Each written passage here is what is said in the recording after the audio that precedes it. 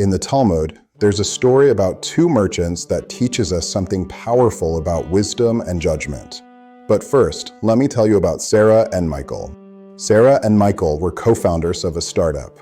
They had one meeting slot with a major investor, their last chance to save the company.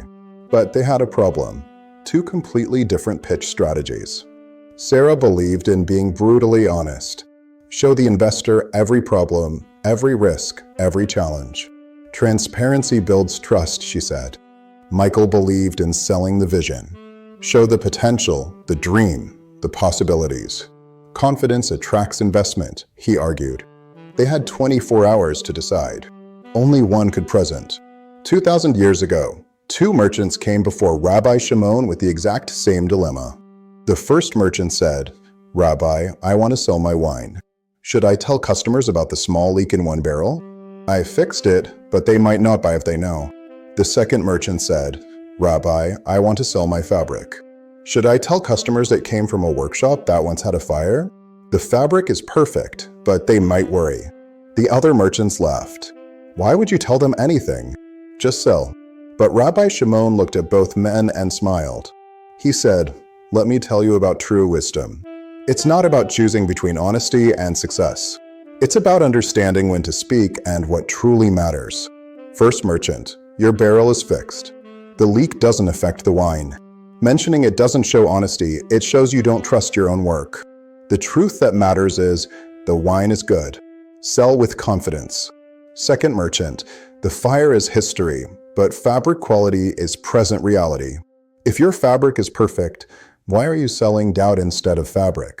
Judge what's relevant to your customer's decision. Wisdom, the rabbi continued, is knowing the difference between transparency and unnecessary fear, between honesty and self-sabotage.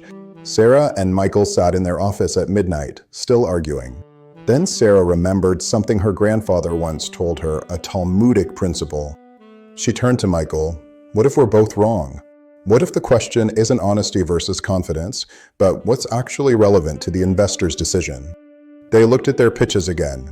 Sarah's showed every tiny problem, even ones they'd already solved.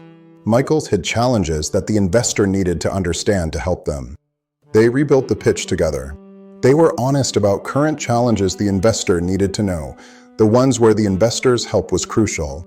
But they didn't burden the presentation with every past problem they'd already fixed. They showed confidence in their solutions, but transparency about where they needed partnership. The next morning, they presented together. When they finished, the investor leaned back and smiled. You know what impressed me? Most founders either hide everything or dump every problem on the table. You two showed judgment. You knew what I needed to know to help you succeed. They got the investment. Not because they were perfectly honest, and not because they sold a flawless dream, but because they showed wisdom. They understood what truly mattered. The Talmud teaches us that wisdom isn't about following rigid rules. It's about judgment, understanding context, relevance, and timing. True honesty isn't dumping every truth on others. It's sharing the truths that matter. True confidence isn't hiding your flaws. It's knowing which ones are relevant and which are just noise. The rabbi's lesson to the merchants and the lesson Sarah and Michael learned: wisdom is knowing the difference. In business, in relationships, in life, ask yourself, what truly matters here? What's relevant to this decision? That's not compromise. That's wisdom.